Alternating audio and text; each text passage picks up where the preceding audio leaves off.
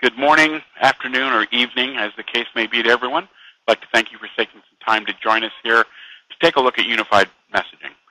Unified messaging is an extremely interesting solution, and I think we'll find in today's session you'll get some pretty good answers in terms of the questions that might have come up and maybe some directions in terms of where you should go from here.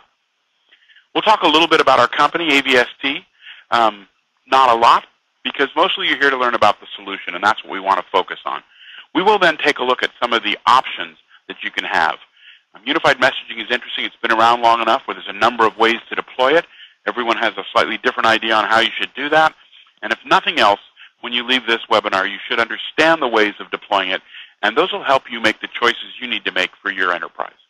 And lastly, we'll kind of sum it up with 5 considerations, just a quick checklist you can use as you look at moving forward and evaluating a unified messaging kind of solution.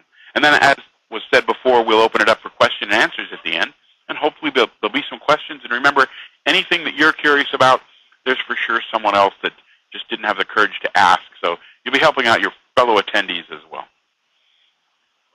So if you look at AVST, we're kind of the unknown player here. It's surprising we compete against the giants, most of whose names are household words, and sometimes people are a little worried about whether we're the new kid on the block, and we're certainly not. We've been around in this industry for over 25 years. We've got over 40,000 systems sold and deployed out there. And we're recognized in the industry for both our innovation and our product history. Whether it's Gartner's report that talks about our position in the voicemail and market, or the Frost & Sullivan report that talks about the concrete ROI that the solutions we offer will give you, or the ComFusion report that lists us as one of the most forward-looking and advanced players in this market. All of these are just alluding to the fact that we've been here for a long time, we've had a lot of customers for a long time, and they've given us an incredibly good amount of feedback. And based on that feedback, we've grown and changed this product over the years. Till now, it really is a premier player for unified messaging.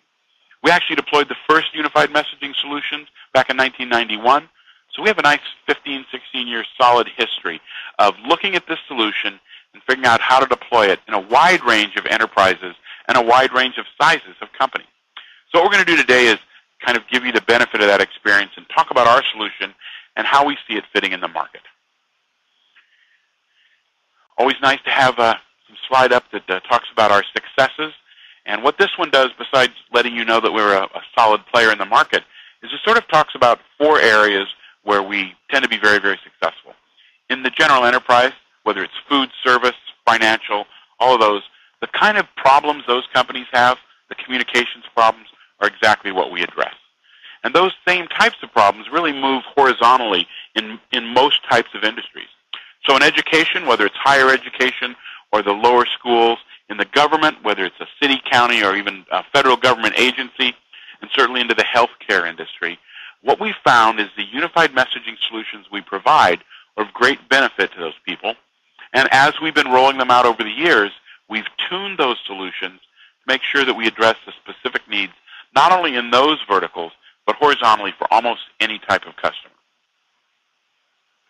And one of the reasons we can do that has to do with who we are, how we were founded.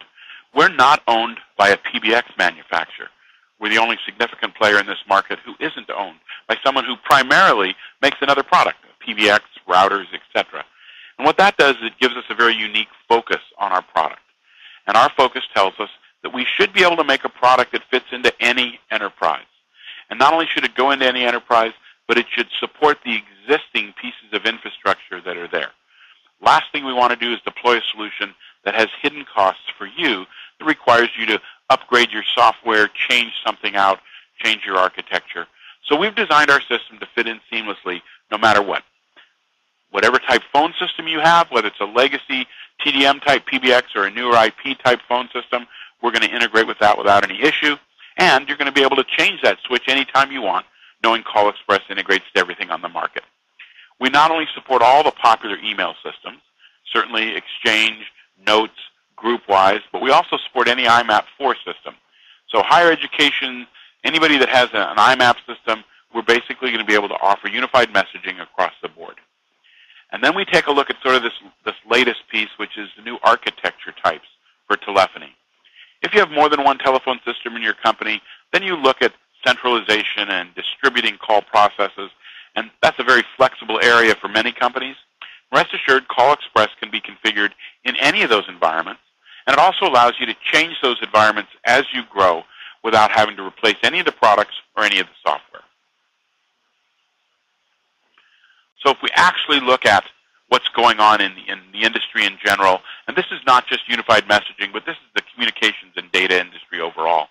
Right now, everyone's struggling to reduce costs. It's a tight economy, and of course the goal is to leverage that existing infrastructure.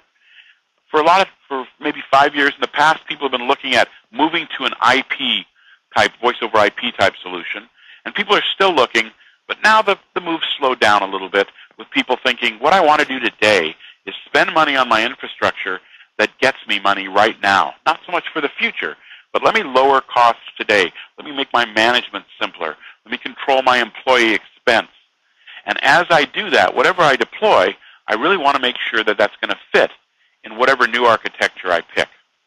And then they're looking at productivity. Certainly, employee expense is the highest, or if not one of the highest expenses for any organization. And so what tools can I deploy today that will make my employees more productive and more responsive?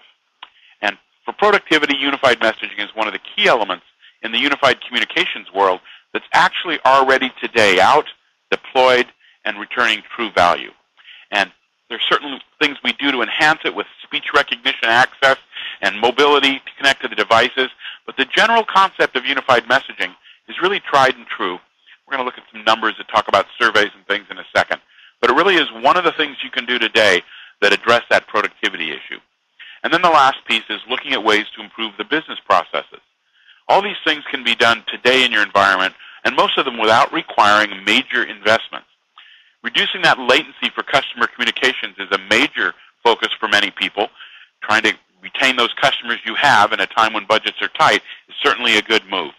And one of the things we can do with this is by shortening the message retention time, or the message response time, we can actually take and help you maintain those valuable customers. So while you're off in the business of gaining new customers, you just want to make sure you aren't maybe losing some of those existing ones.